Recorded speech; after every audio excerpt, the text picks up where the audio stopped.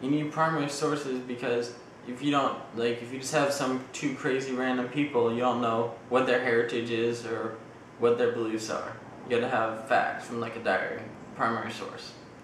Textbooks are secondary sources, and you don't know the heritage of the people who write them. That's why you need primary sources, so you know it's true facts, not just beliefs.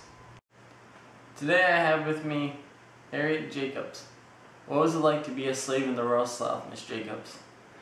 Well, I had to hide from my master so that he wouldn't do anything to me. He was always trying to put his hands on me, and I hid in the attic, and then eventually I escaped, and it took a lot for me to escape, and it was very dangerous, and it was not fun being a slave. I can imagine so.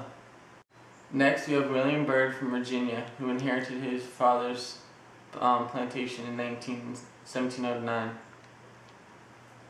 What was it like owning a plantation, Mr. Byrd? Well, I grew up on a plantation, so it was pretty normal for me. But those goddamn slaves, they're always messing stuff up. I got one that pisses his bed every night. I whip him every morning, and he still pisses the bed. So this morning I made him drink a quart of piss. Maybe that'll teach him a lesson. Interesting. Next, I have Frances Anne Campbell, who moved over from England. What was that like, knowing that you came over and married him?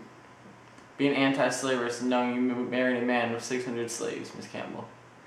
Well, at first I didn't realize he had such a big plantation. I mean, I knew he was from the South, but I did not know that he had 600 slaves, and I didn't really think about it. But now that I live here, I can't believe the things that I see. These women, they have babies and then they die, and it's just so sad, and I don't really know. I don't really know how much longer I could possibly stay here and endure this. It might be the end of my marriage, having to see these people treated like this, these mothers who lose their children. It really just isn't right. I'm going to go back to England, I think. I think that'd be best.